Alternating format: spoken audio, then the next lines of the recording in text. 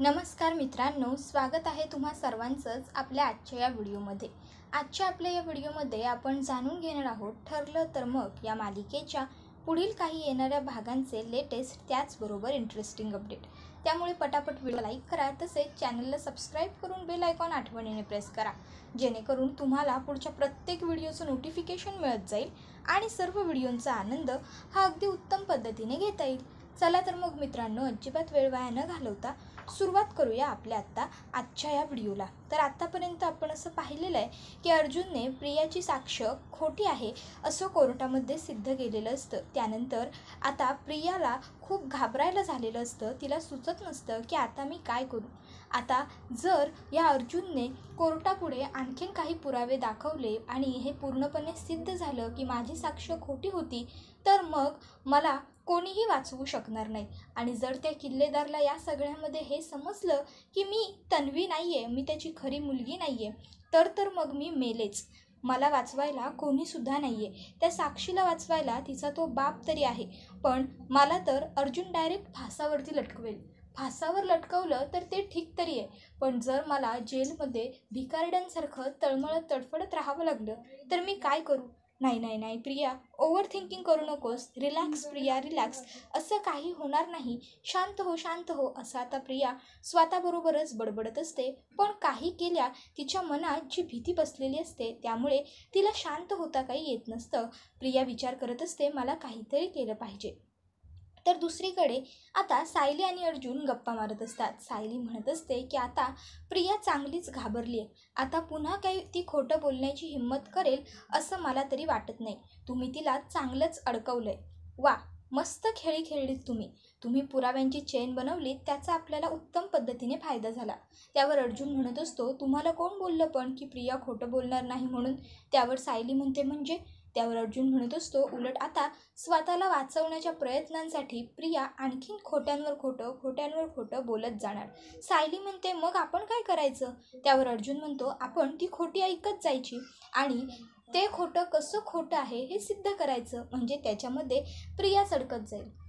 बरं, मी तुम्हाला उदाहरण देऊन समजवतो. मला सांगा, एखादा चोर जेव्हा एखाद्या ठिकाणी चोरी करतो त्यावेळेस आपण चोर कसा शोधतो. त्यावर सायली म्हणते, तिथे काही ना काहीतरी पुरावा चोराकडून राहूनच जातो. त्यावर अर्जुन म्हणतो, तेच मला सुद्धा तुम्हाला सांगायचं आहे. प्रिया ज्यावेळेस स्वतःला वाचवण्यासाठी खोट्यावर खोटं बोलत जाईल ना, त्यावेळेस ती सुद्धा खोटं बोलताना काहीतरी अशा गोष्टी मागे सोडेल की ज्यामुळे आपल्याला स्पष्टपणे हे कळून जाईल की प्रिया ही खोटं बोलते. आणि मग आपण कोर्टासमोर ही गोष्ट सिद्ध केली की प्रिया खोटं बोलते, हे आपोआपच सगळ्यांना कळून जाईल. त्याबरोबर आता दुसरीकडे प्रताप हा रात्रीचा एकटा कल्पना झोपल्यावर खोलीच्या बाहेर येतो आणि स्टडीमध्ये बसलेला असतो. तो विचार करत असतो की अर्जुन कोणत्याही मुलीला असं उगाच चुकीच्या आरोपांखाली नाही अडकवणार आणि एखाद्या स्त्रीवरती तर तो असे खोटे आरोप करू शकत नाही. तो माझा मुलगा आहे, मी त्याला लहानपणापासून ओळखतो. मग तन्वीच्याच बाबतीत अर्जुन असं का वागतो, म्हणजे कदाचित तन्वी खोटं बोलत असेल का. तर दुसरीकडे आता अश्विन हा पाणी प्यायला उठलेला असतो. त्याच्या लक्षात येतं की इथे तर पाणी संपलंय. मग अश्विन खोलीतून खाली किचनमध्ये पाणी घेण्यासाठी आलेला असतो. आता किचनमधून पुन्हा खोलीकडे जात असताना त्याला स्टडीमध्ये कोणाची तरी सावली आहे असं जाणवतं. अश्विनला वाटतं, एवढ्या रात्री स्टडीमध्ये कोण बसलंय. तो बघतो तर त्याला प्रताप दिसतो. अश्विन प्रतापकडे येऊन, डॅड काय झालं, एकटेच इथे अंधारात असे स्टडीमध्ये का बसलाय असं विचारतो. त्यावर प्रताप, नाही काही नाही असं म्हणतो. त्यावर अश्विन हा त्याला म्हणत असतो, डॅड मला माहीत आहे नक्कीच काहीतरी तुमच्या मनामध्ये विचार सुरू आहे, नाहीतर तुम्ही एवढ्या रात्रीचे हे असे स्टडीमध्ये नाही बसणार. काय झालं आहे सांगा ना, कसला एवढा विचार करताय तुम्ही. काही कामाबद्दल विचार करताय का, काही औषधाची डील वगैरे फसली आहे का तुमची, काही लॉस झाला आहे का आपल्याला कंपनीत. त्याबरोबर आता प्रताप सांगत असतो की नाही रे अश्विन, तसं काही नाही आहे. आणि तुला माहिती आहे ना, घर आणि बिझनेस ह्या दोन्ही गोष्टी मी एकदम वेगळ्या ठेवतो. मी कामाचं टेन्शन घरात कधीच घेत नाही. मला टेन्शन थोडं वेगळ्या गोष्टीचं आलं आहे. त्यावर लगेचच अश्विन म्हणतो, मग कसलं ते सांगा तरी मला. मग प्रताप म्हणायला लागतो, मला तन्वीचं आणि आश्रम केसचंच टेन्शन आलं आहे. तुला तर माहिती आहे आजपर्यंत अर्जुन कोणतीही केस हरलेला नाही आहे, म्हणजे ही केससुद्धा तो पुरेपूर जिंकण्याचा प्रयत्न करणार आणि खोट्याच्या बाजूने तो कधीच खेळत नाही, त्यामुळे तो नेहमीच जिंकतो. त्याबरोबर आता अश्विन म्हणायला लागतो, डॅड म्हणजे तुम्हाला काय म्हणायचं आहे. माझी बायको तन्वी खोटं बोलते का? त्यावर लगेचच प्रताप त्याला सांगत असतो, हेच. इमोशनली विचार करणं बंद कर, थोडं प्रॅक्टिकली विचार कर. पण आता अश्विन हा तन्वीची म्हणजेच खोट्या प्रियाचीच बाजू घेऊन आता प्रतापला समजावण्याचा प्रयत्न करत असतो. तर दुसरीकडे सायली आणि अर्जुन हे दोघंजणं झोपण्यासाठी त्यांच्या खोलीमध्ये आलेले असतात. तर सायली ही अर्जुनला म्हणत असते की सगळं बरोबर आहे तुमचं, पण ज्यावेळेस प्रियाचा खोटारडेपणा घरातल्या सगळ्यांच्या समोर येईल ना, त्यावेळेस सगळ्यात मोठा धक्का बसेल तो म्हणजे पूर्णा आजींना. अहो, प्रतिमा आत्यांची मुलगी म्हणून पूर्णाजींनी प्रियावरती किती प्रेम केलं आहे, तिला किती जपलं आहे, आणि प्रियाने काय केलं, किती खोटं वागते ती. तर दुसरीकडे आता इकडे मात्र प्रिया विचार करत असते की मी काय करू, मला कसं या सगळ्यातून सुखरूप बाहेर पडता येईल. आणि मग प्रियाला एक फालतू आयडिया सुचते, आणि ती म्हणजे ही की मी देश सोडूनच पळून जाईल. पण मूर्ख प्रियाच्या हे लक्षात येत नाही की ज्या व्यक्तीवरती एखाद्या गुन्ह्याखाली किंवा एखाद्या केस संदर्भात चौकशी सुरू आहे, ती व्यक्ती देश काय, साधं राहतं शहर, राहती कॉलनीसुद्धा सोडू शकत नाही. मूर्ख प्रिया तर देश सोडून जाण्याची भाषा करत आहे. पण देश सोडून जायचं म्हटलं तर मला घरातल्या सगळ्यांना काहीतरी खोटं सांगावं लागेल. मग मी काय खोटं सांगू? आयडिया, मी अश्विनला घोळात घेते. एकदा का मी अश्विनला घोळात घेतलं की मग मला काहीच करावं लागणार नाही, सगळं अश्विनच करेल असा तो विचार करतो. मग प्रिया मुद्दामून अश्विनसमोर आणि घरातल्या सगळ्यांसमोर चक्कर येऊन पडण्याचं नाटक करते. अर्जुन म्हणत असतो की आता अशा चक्रा तुला बऱ्याच येणार आहेत, कारण असे रोज नवनवीन एक एक धक्के मी तुला देतच राहणार आहे. अरे अश्विन, सगळं नाटक करते तुझी बायको, एक नंबरची खोटारडी आहे ही.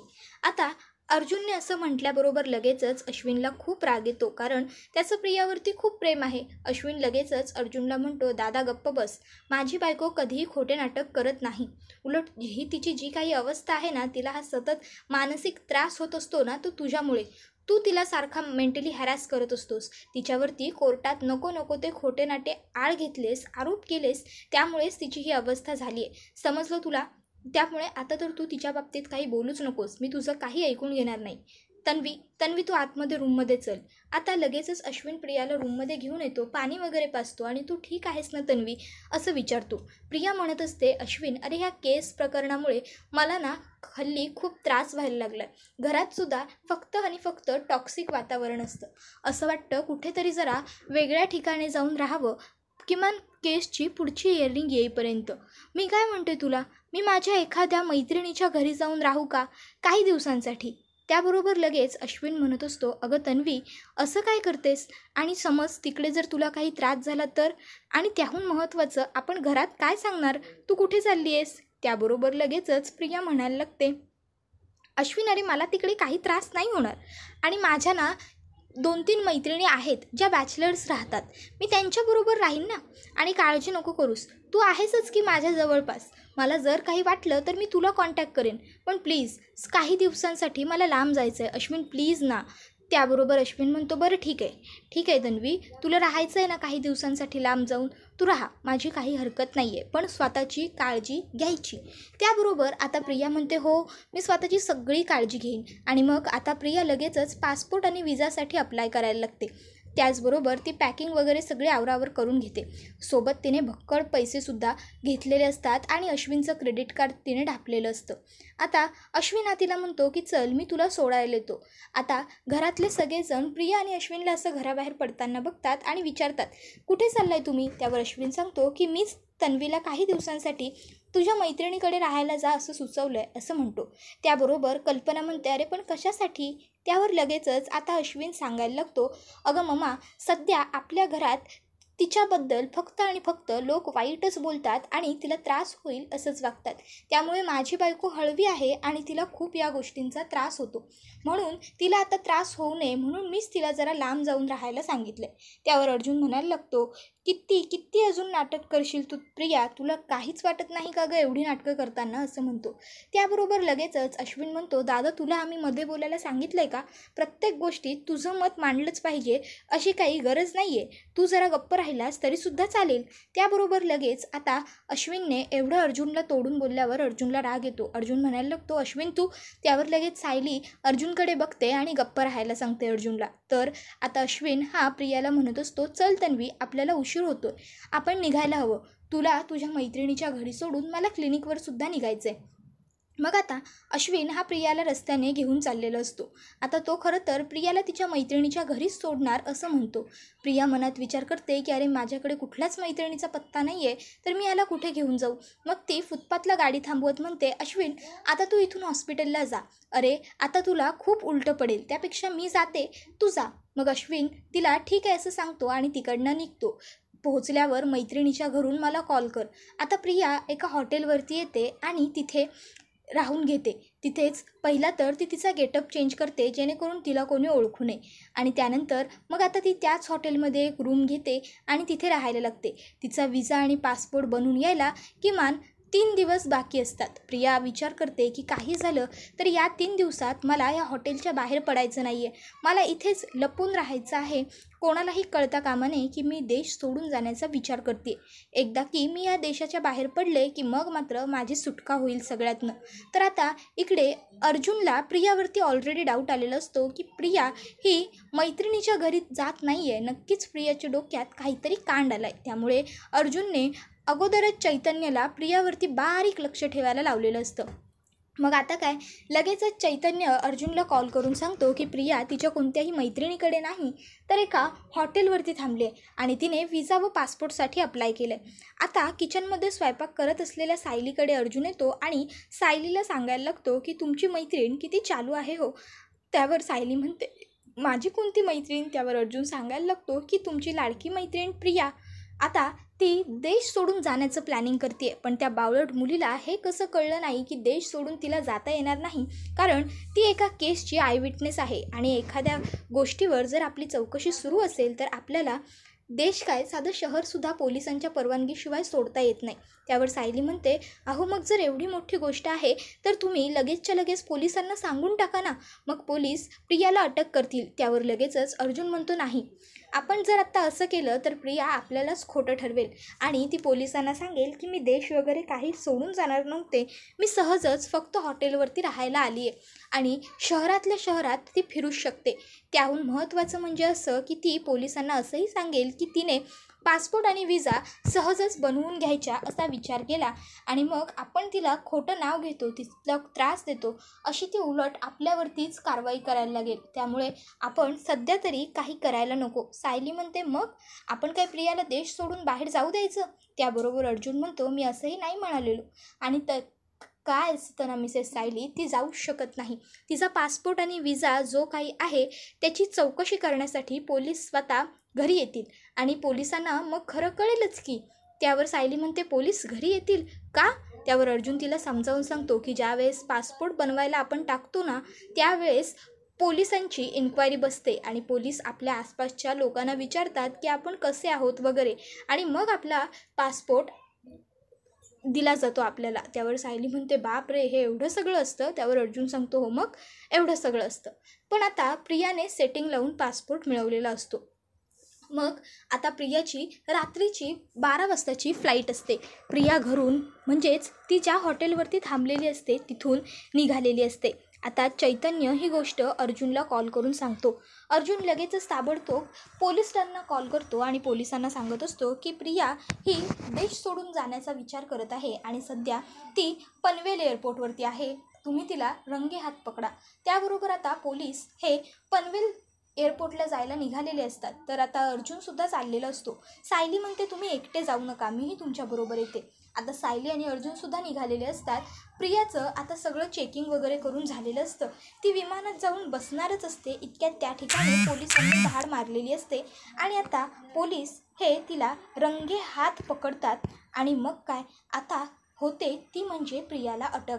प्रिया आता पोलिसांना सांगायला लागते की मी देश वगैरे काही सोडून चालले नव्हते, प्लीज माझं ऐकून घ्या, मला समजून घ्या. पण पोलीस तिचा एक चकार शब्दही ऐकून घेत नाही. ते म्हणत असतात की तुम्ही काय करत होतात ना ते आम्हाला बरोबर समजलेलं आहे. आणि मग आता अर्जुन म्हणतो की तुम्ही हिच्या सामानाची चेकिंग करा, तुम्हाला नक्कीच काहीतरी वेडंवाकडं सापडेल. मग आता प्रिया प्रचंड घाबरते, कारण तिने घरातून अश्विनच्या कपाटातले बरेच पैसे वगैरे चोरून आणलेले असतात, त्याचं क्रेडिट कार्डसुद्धा आणलेलं असतं. मग आता लगेचच प्रियाच्या बॅगा तपासल्यावर त्याच्यामध्ये एक पिशवीभर नोटांचे बंडल सापडतात. पोलीस प्रियाला विचारतात की हे एवढे पैसे तुमच्याकडे कुठून आले? हे पैसे तुमचे आहेत का? त्यावर प्रिया लगेचच म्हणायला लागते की हो, मग माझ्या पर्समधले पैसे आहेत, मग माझेच असणार ना, मला कोण पैसे देणार आहे, माझ्याकडे पैसे कुठून येणार आहेत. त्याबरोबर लगेच आता पोलीस हे तिला विचारायला लागतात की एवढे पैसे तुमच्याकडे कुठून आले. आता मात्र प्रिया गप्प झालेली असते. अर्जुनसुद्धा प्रियाला म्हणायला लागतो, सांग ना तन्वी, एवढे पैसे तुझ्याकडे कुठून आले, कोणी दिले तुला एवढे पैसे. आता मात्र प्रियाकडे सांगण्यालायक काहीही उत्तर शिल्लक राहिलेलं नसतं. प्रिया प्रचंड घाबरलेली असते. आता सायलीसुद्धा तिला विचारायला लागते, बोल ना प्रिया, कुठून आले हे सगळे पैसे तुझ्याकडे. प्रिया म्हणत असते, तुम्ही दोघंही गप्प बसा, तुम्ही उगाचच्या उगाच माझी उलट तपासणी घेऊ नका. त्यावर लगेच अर्जुन म्हणतो, mind your tongue. Miss Tanvi सुभेदार, काय आहे ना, मी एक वकील आहे आणि तुम्ही माझ्या केसचे आय विटनेस आहात, त्यामुळे मी तुम्हाला प्रश्न विचारू शकतो. आता मात्र अर्जुनने त्याचा वकिली पेशा प्रियाला दाखवल्यानंतर प्रिया प्रचंड घाबरते आणि आता मात्र पोलीस, अर्जुन, सायली सगळ्यांना बघूनच प्रियाला खूप जास्त टेन्शन आलेलं असतं. काय बोलावं आणि काय नाही हे तिला काहीही कळत नसतं, सुचत नसतं आणि आपण पळून जाण्याचा हा जो काही मूर्खपणा केलेला आहे यावरती सुद्धा तिला पश्चाताप झालेला असतो. त्याबरोबर हा व्हिडिओ इथेच संपतो मित्रांनो.